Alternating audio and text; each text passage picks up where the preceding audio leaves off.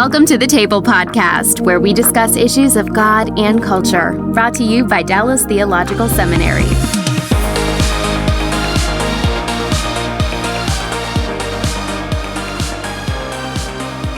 Welcome to the Table Podcast, where we discuss issues of God and culture. My name is Kymberli Cook, and I'm the Assistant Director at the Hendricks Center. And today, we're going to be continuing our tour around the world of churches and our brothers and sisters in Christ, and hearing what they're rejoicing in and what they're weeping over. And we are stopping today in Haiti. And we are joined by Christian Jackson, who's here with me in studio. So thank you for being here, Christian. Hello. Thanks so much for having me. Yes. Grateful to be here. And Christian is the founder and executive director of Why Not Missions. Yep. And he is currently a DTS student in the THN program, Yep. which is I am. a challenge. It is, but it's a great. Good one. Yep, it's been a blessing. And Duckens is actually an alum of DTS. This Duckens St. Phart is the Dean of Students and a professor at the Evangelical Theological Seminary of Port-au-Prince. And when did you graduate, Duckens? I graduated in summer 2021. Okay, I was going to say, I thought it was really soon. It was not very long ago. No, not very long. So I have around 6 months in Haiti. Okay, fantastic. Well, thank you so much for joining us here, Duckens. We really appreciate your time. It's my pleasure. Thank you for having me. Thank you. Absolutely.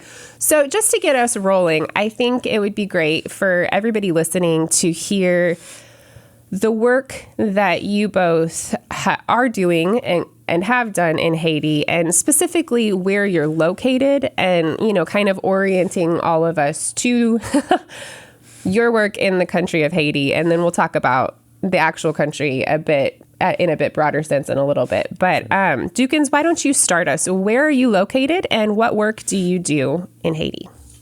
Okay, currently I'm living in the capital of Haiti, which is Port-au-Prince, and I work as a dean for students at the Evangelical Theological Seminary of Port-au-Prince, so STEP Seminary for short. And I teach as a full-time professor. My wife and I, we host a radio show. It's an evangelical, I would say, broadcast about the family. Huh. It was in 19 radio stations. Some of them are in the USA and others in Haiti. So since we came back, we don't start recording yet, but the place where I am now is the place that we are trying to set up in order to continue to record the broadcast. And I'm involved in discipleship. My wife and I, it's our pleasure to have the students at home. We have fellowship with them, we eat together, we visit with them in their ministries, and we go in order to support, in the sense that we speak for them at conferences and so on. So, yeah. So the big picture is this. And what specifically do you teach? I'm teaching now Daniel and Revelation. Okay. I teach as well church administration and soteriology.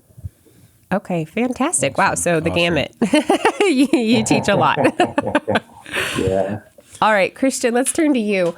Where do you work? Obviously, you're not currently located in Haiti, but where do you work in Haiti, and what work do you all do there? So we are in Cap-Haïtien, Haiti, which is in the northern part of the island, the second largest city in Haiti. And so I started Why Not in Oklahoma State out of a nonprofit management class at the ripe age of 20 with really no idea what we were doing. And so it started out as sport camps. So we were doing sport camps all throughout different villages in the north. To what it is today, it's now an integral ministry approach as far as we have schools, we have English schools, livestock exchange, pastoral training, and we also have microfinance and an English school. And so every village that we're a part of, we partner with the local church and with the pastors to really build up the church there and work alongside of the church, but also, we have a Haitian team in Haiti. And so the reason I'm able to do this here and be here today is because we have an excellent team in Haiti that's completely Haitian run. So the ministry is continuing every single day because of our great team in Haiti. Now, are you Haitian by descent? I'm not. I get asked that all the time. I wish I was Haitian because I feel like it would make it easier sometimes. But no, I'm not Haitian. Maybe one day I'll find that down the line or something like that. But no Haitian blood that I know of. So what led you specifically to minister in that country? Yeah, the first time I ever went to Haiti was in 2015 on a short-term mission trip. Literally had no idea what we were going to be doing. No idea really what a mission trip was. I just saw it at church and I thought this is something I can do on spring break, and sure, I'll go. But really felt every emotion out of all the facts and statistics about Haiti. The thing that is the most jarring to me and that just makes me sit down every single time is that it's only 90 minutes south of Miami. 90 minutes south of Miami, and it's a completely different world. And so I felt every emotion, sadness, frustration, anger, joy, and hope of that this doesn't have to be this way.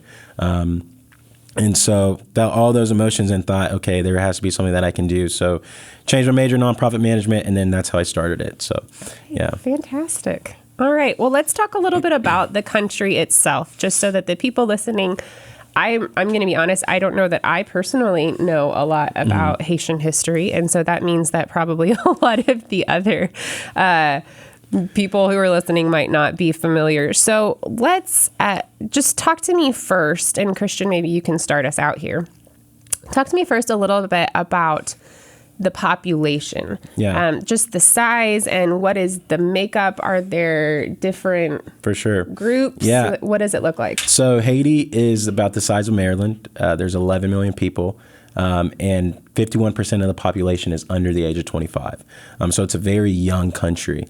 And the reason it's young is because the healthcare system of what are we going to do after that, and how are we really developing the adults of if we don't have the adequate health supplies and things like that.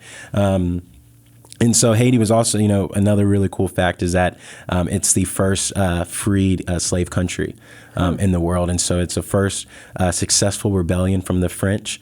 And so from there, they have just built the country. And another thing that I have to add, and it would be really troublesome not to mention, is that there was a tax that the French put on the Haitians in the 1820s. That was 90 million at the time, which is now upwards to, in today's money, $21 billion that they had to pay. And so that is where you see a lot of that poverty coming from, is that they did not finish paying that tax until 1947. And so having to continue to pay that money, which is what we see a lot of the poverty stemming from today. Interesting. A lot. I know. Sorry. I threw a lot at you right there. No, that's all right. Duckens, what else would you like to add with regard to the population and the makeup of the Haitian people? I think that Christian said it all, almost all. So I would like only to add that Haiti is so small. It is 24 times smaller than Texas. And we are located very, very, I would say, close to Florida. So as you said, 90 minutes, so less than 700 miles away. And we share the same island with the Dominican Republic. And we are the western side, they are the eastern side. And there is a huge difference between the Dominican Republic and Haiti. Actually, I've never been there, but I heard about them and I see what they are doing on TV, a lot of things. So this day and night difference doesn't make sense. So it's a very challenging situation for people that are living in the country right now. And the language situation, I'm assuming French is at least part of it. Is it solely French, or what other languages are present? Yes, we speak French and Creole. I would say we speak Creole and French because Creole is spoken by everyone in the population, but 90% people speak Creole and around 10% speak French. And people that speak French, they are educated. If you are not educated, it will be difficult for you to speak French. Even people who are educated, some of them don't speak French because it's a difficult language. So you need to grow up speaking French in order to speak it fluently. There's, I would say, a few exceptions, but in general, that's the way it is. But there's another thing that I need to add. French is a prestigious language in Haiti. So if there's a prestigious ceremony, you don't speak French, it lacks something.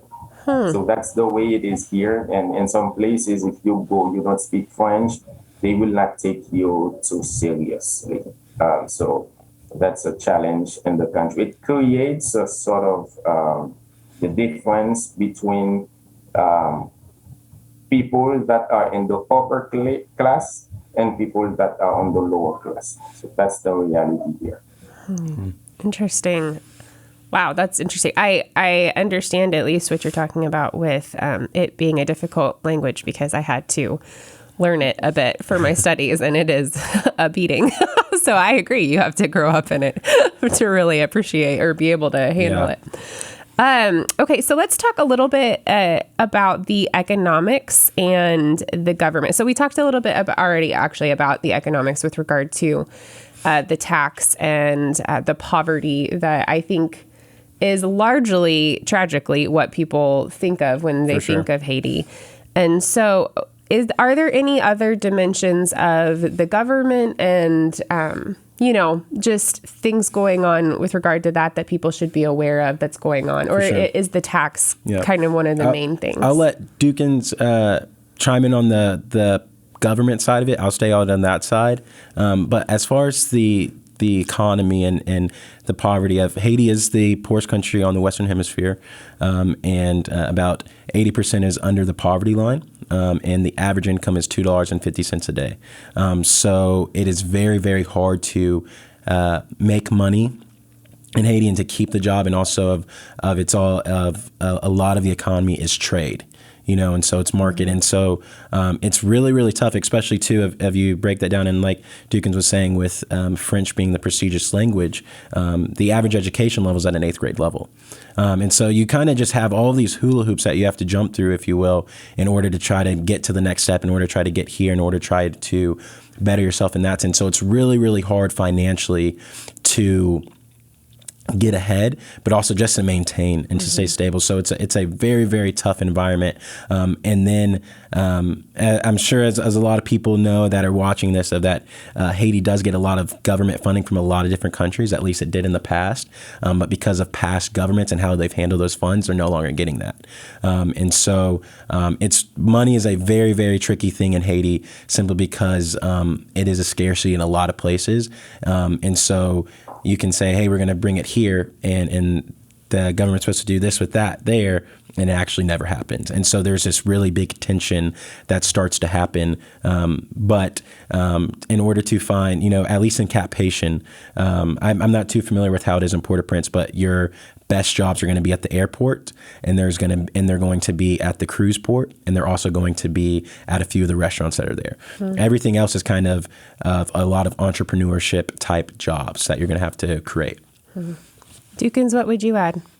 Yeah, I think that Christian is saying a lot of things that are not only true for Cap Haitian, they are true for Port-au-Prince as well. I mean, there's a lack of job, and people that have means in order to sustain their lives, to take care of their families, they have business, they invest, and people that are working in the airport, they have a little thing in the ports, the port ship.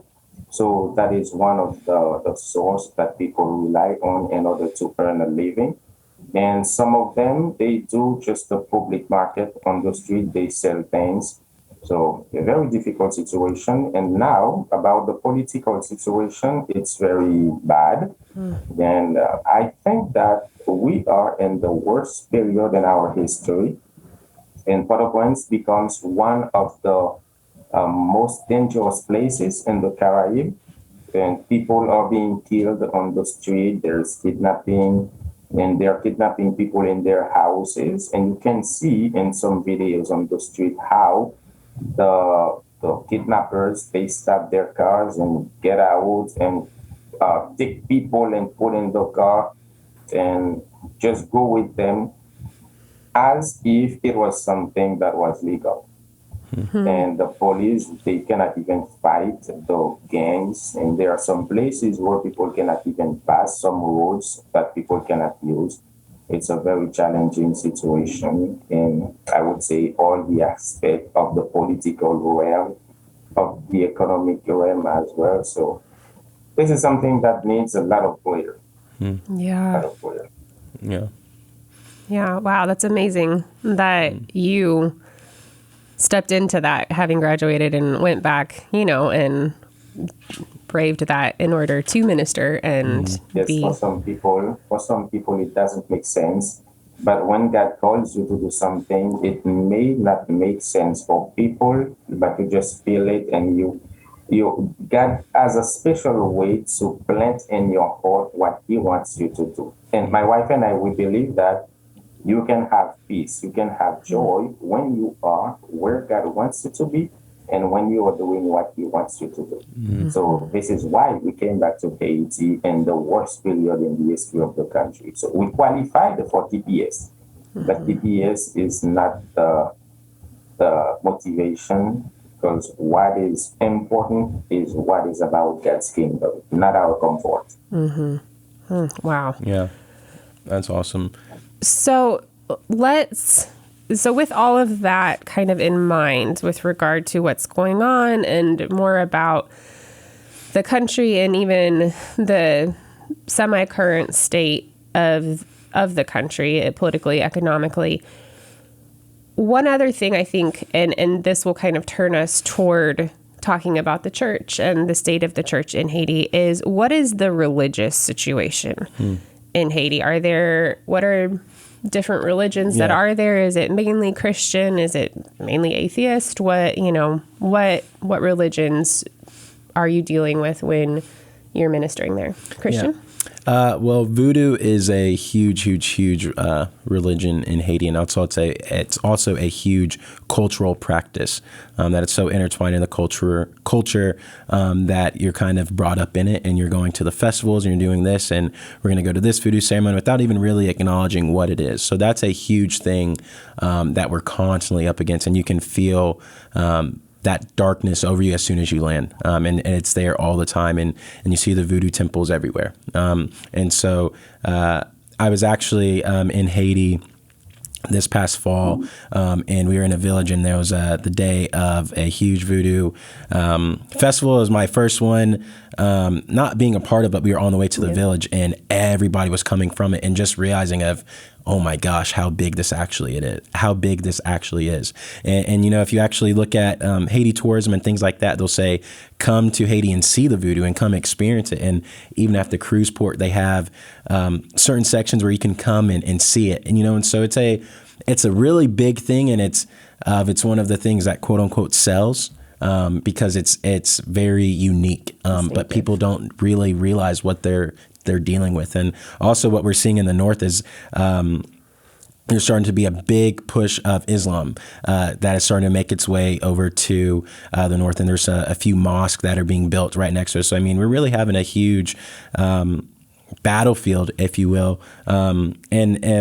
It's also a norm to say that you're a believer, but it's really I'm a believer, but I also went to the mosque yesterday, and I'm going to go to the Voodoo temple today. So it's one of those of what is an actual believer and what are we actually dealing with.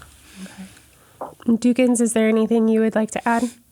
Yeah, there's this kind of syncretism in the country. People that are believers, some of them still practice the voodoo because it is kind of rooted in the culture, and people even say that it's our identity. And they say even if you are at the church, you can practice it.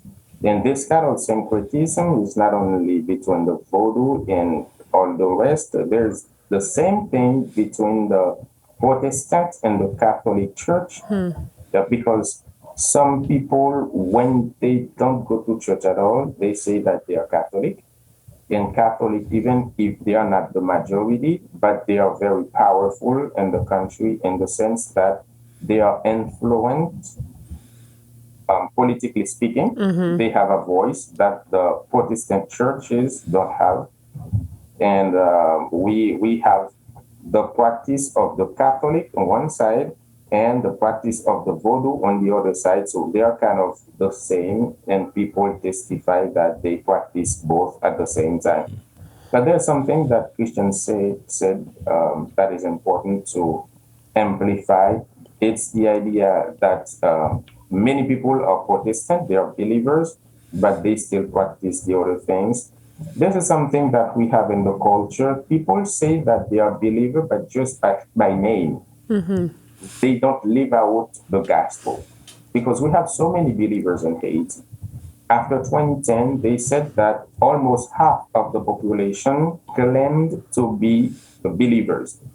And in the half, we have the majority that were Protestant and a minority Catholic. But if we look at the situation in the country as a whole, we don't really see the impact of the gospel. So we have a lack in this sense. So we are not saying that the believers are the ones that need to change the country, but we are saying that we don't see how they impact the darkness that is prevailing in the country. And this is a big challenge. This is something that we pray every day for. And I think that I have the opportunity to teach the new generation because they are the ones I believe that God will use in order to bring about a change in this area, in the area of putting into practice what we are learning, what we know. So put the action with the word. Fascinating. So it's you have Islam and you have Voodoo, which I want to come back to in a second, and then you have in a different sense, then you have syncretism of those with Protestantism, and then you also have essentially cultural Christianity that you're and the mix in between and all of the different ways that can be combined.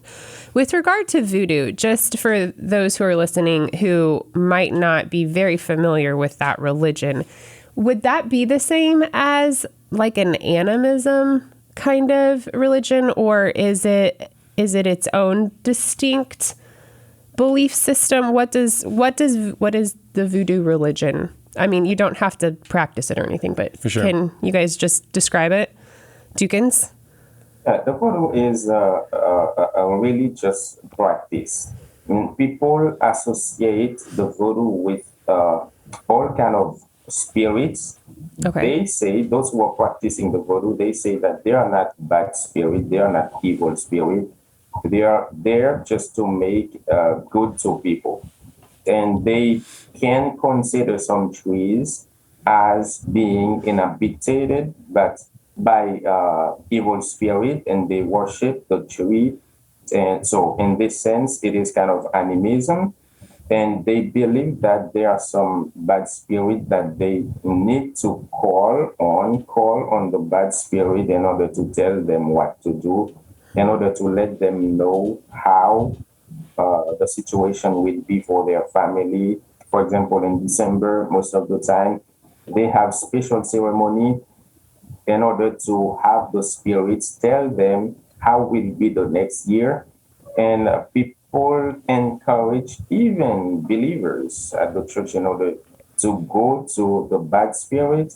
Even if you are at the church, if something happens, you don't know what is it exactly, you can either send someone for you, or you can go in order to know what is going on and to do what you're supposed to do. So it is something that many people are trying to make as if it was something that everyone in the country must practice. This is what they say. And in fact, many people do it. Even if they don't do it formally, they do it in some respect in the way that they practice the gospel. Yeah. And to add on that too, of what we see a lot in the village that we work with, of people are doing it for financial gain. So I'm going to pay this spirit in order that I get a lot more in return. I'm going to do this for this spirit in order that I can have more money, in order that I can buy food. And so it's if you get down to the root of it, it's extremely heartbreaking of, you talk to people of, why are you going to this? What are you doing with this for? Of what's the reason? And well, I want money. I got to pay for my child's school fees. I have to pay for the rice and beans. I have to do this. And so they'll go to these links in order to have, I guess, an opportunity to be able to receive financial income if that were to come, right? And so that's what I've seen a lot of the motive is for the people in the more remote villages that we're working with, of we just want financial gain, of we want to be able to have some money coming in. So how do you all address, so let's narrow in a little bit on at least those who say that they are believers. I get that that's 50%. So that's not, but let's go in on whether they're or not they're, what we might consider true believers or practicing believers, or whether they're cultural Christians. Those who you might end up speaking to about, voodoo and encouraging them to live out the truth of the gospel and live in the power of Christ rather than in these other spirits. What do you say to them? What is the way that the church in Haiti and you all as leaders there, especially Duckens, you are training leaders who are addressing this? How do you combat that practically, theologically? What do you all say? Yeah. Okay. One thing that I emphasize a lot is the connection with Jesus Christ first. This is my starting point. I evangelize almost every day. I'm in the gas station, and the person that is serving me, I always ask, do you have a relationship with Jesus or a personal relationship with God? That's the first question. Because if you ask them if they are a believer, they will tell you, oh yeah, I am, or I go to this and that church. But when you ask them, do you have a personal relationship with Christ? This is a pertinent question, and sometimes they tell you the truth. If they are already believer, they will tell you, oh yes, I am, and I go to this church, and I am baptized. So they will tell you automatically the reality of their spiritual life. Now, if they are not a believer, they will tell you all kind of things and give you some excuses in order to stop the conversation. But okay, this is one point. Another point is to emphasize what does it mean to be in relationship with God. And sometimes I use the picture of adoption to explain that. I am adopted in the family of God. Let's say that I was part of your family, and now Christian adopts me. I emphasize the fact that you have some rules for your family, and Christian has some rules for his family. And given that I am changing of master right now, the new master requires me to live according to the rules of his household. And this is what we need to do as believers. We cannot live just like the other people. We cannot continue on practicing the voodoo things, because now we don't belong to the same master. We belong to another master. Now we will not live this way just to belong to the other master, but we will live this way because we belong to the other master. So that's the way I try to explain it, in order that people may know that, okay, now I don't belong to the voodoo. It's not my identity. My identity is in Christ. I am adopted by God, and I need to live the life of God right now. So this is one way that I explain it. Yeah. So especially, and I want to hear what you have to say too, but almost the idea that challenging, because from what you all have described with regard to voodoo, it's this idea that you have to give and try to, convince the spirits and all of that kind of thing. And so the gospel here represents, to a degree, a measure of rest. Like like you said, Duckens, like, because we are, in his household, we act this way, but we don't have to act this way so that we can be in his household. That's beautiful. That's beautiful. Christian, what would you add? I love that. I think what I say and what I add to it is that the hope we have in the gospel of that Haiti is not our home. Though you may live here, your passport may say that you're Haitian, our citizenship is in heaven.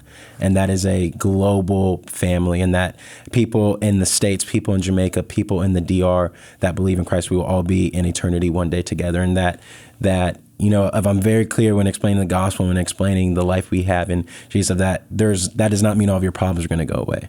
Mm-hmm. That our organization, Why Not? We are doing a lot of things, but there's no way we're going to be able to fix all of the physical depravity that is in this world.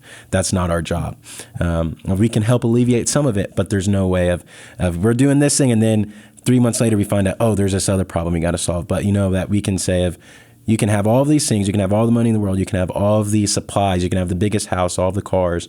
But at the end of the day, if you're not eternally satisfied, then it doesn't matter. And to explain that a relationship with Jesus is enough, that Jesus is enough, that it doesn't matter at all what everybody else is doing. It doesn't matter what's happening in Port-au-Prince. It doesn't matter that you're living like this right now, but that Jesus will restore it all, and that is our hope, and that is the hope we have in a relationship with him, and that it doesn't matter how much money you have in your bank account. It doesn't matter your education level, that Jesus loves you the same just as much as the next person, and that he died in order for you to have life with him, regardless of what you've done. And so to really let them know the freedom that we have in Jesus and the hope we have in that, and just being transparent of that, it's not going to be perfect from here on out. Of the prosperity gospel is really big in Haiti. But to say hey, I want you to accept Christ and I want you to join the movement with us, but we can't fix everything. I wish I could give you this and I wish we could do this, but that's not the reality. But the reality is that you're going to know Jesus, and that you're going to grow and you're going to be sanctified, and that you're going to be with a body of believers, and that is so much better. That's so much sweeter than anything we can do as an organization, than anything that the world can offer you. And to really just let them know that regardless of what the world says about Haiti, because we all see the news media, we all see the headlines of that, God still loves you, and that you're worthy, and that you're valued regardless of what everybody else says. So I'm hearing some of the challenges that the Haitian church is specifically facing is syncretism and prosperity gospel. Prosperity gospel. Yes. And lack of sound teaching of the doctrine. Yeah. Lack of doctrinal teaching. Are there any other major challenges that the church seems to be facing right now? I mean, economic situation as well. I think the church, one of the biggest things that we get whenever we're meeting with pastors is it's really hard to minister with people whenever they're saying, well, you're saying all these things, but I don't have a house. You're saying all these things, but I don't have money for food. You're saying all these things, but I don't have money to put my kids in school. And so they say, Christian, in order to help us proclaim the gospel more, can you give us some money in order that we can do this? And that's a worthy ask. I get it. I understand it to an extent, right? I'm not Haitian. I've never have grown up in that environment. But it's one of those of that's kind of the blockage of you're saying all these things, but I need these things first. And to really get people to understand that we need spiritual health. We need spiritual wealth, if you will, more than we need the physical things. And yes, the physical things are important. We can't ignore that, but that we have to address the spiritual first. We have to address the spiritual of that. The gospel is our response to meeting someone's spiritual need, and the gospel is our reaction to meeting someone's physical need. And that we can't separate them, but that the spiritual has to come first, and that's a relationship with Christ. Interesting. Deacons, do you have anything to add? Yeah, this is a big challenge because when people come to the church, they expect the church to meet their needs, their material needs. And sometimes you see that they are hungry and you're obliged to do something. So it's a challenge because of the general state of the country. The political situation affects the economical situation. And the economical situation of the country as a whole affects the church And many people come to the church not to feed their soul, but to feed their bodies, because that's the place where they can address, at least that will give them ears to listen to what they have. When they cry to the government, when they protest on the street, they don't take care of that. They are being killed. They don't have money to send their kids to school. They cannot take care of feed their children. When they talk about these things, nothing is done. So they rely on the church in order to do something. And if they see that you come with some foreigners, some people from the USA, they have hope, because they know that you will hand them something. I remember that we went to the South after the earthquake of August 14th. And we went with some friends, some partners in the USA in order to see what is going on, how we can come along in order to teach the population to build sustainability. But they did not care that much about these things. They wanted something concrete, just give them money. They say, okay, I understand what you're saying, but look, see where I'm living. In the house, you see that it is broken. I cannot continue on living the way I am. So you need to give us money, or you need to build us houses in order to stay. So this is a challenge, because not many churches can address these needs. Yeah. Even if the churches would have money, they could never satisfy all the needs. So this is a big challenge.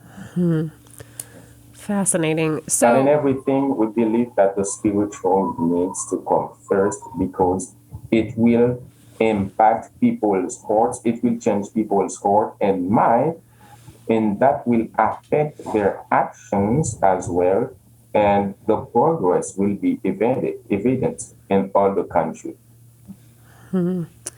so while we still have just a smidge of time, I do want to, I don't want it to be all doom and gloom. I understand, and I asked you the challenges. And so, we want to hear the heavy things so that we as believers can be praying for the Haitian church and, hoping to address in any way that we can all help. What would you say I'm going to combine two questions that I had, but the victories of the church that you've seen, and or what does the Haitian church, what do the Haitian believers have to offer their brothers and sisters around the world? The perspective, what do they have to teach us that we haven't learned or that we can't learn? Christian, let's start with you. Oh, sorry, Duckens, I'll close with you, Christian. Yeah, I think the two biggest things that jump out to me are, the first one is commitment of the Haitian church. The church that is actual believers is committed to Christ, and they are committed to making him known, and they are committed to serving him, regardless if they don't have all the things to do that, right? Of they're going to make a way to do it. Of we don't have a drum, but we have water bottles. We don't have guitars, but we're going to make something else. And, or we don't have electricity, so we're going to do it right in the middle of the day. And so they are committed, and they don't make excuses for why they can't do this. Of, oh, well, we don't have a camera, so we can't go online. Of they will make it happen, and so I think the thing that I admire about them is how committed they are to the Lord and to expanding the kingdom, but also just not making excuses, of just getting it done, of this is how it is, so we got to move forward. And I think the second part on that I love is the community aspect of one of the most beautiful things I'll never forget of my first time to Haiti. We were in a youth service, and again, youth service, so it's all these kids, and there's only a few chairs, and I'm thinking, oh, okay, only like 5 or 10 kids are going to get a chair, and they actually flipped the chair on its side, so that a child could sit on on each leg on the actual seat of it and on the back. So it sat like 6 or 7 kids. And I just think that is one of the many examples of how they have each other's back. Of even though we might not have much, I'm going to share it with you and really break bread with my neighbor and really get to know my neighbor, and that we're all in it together.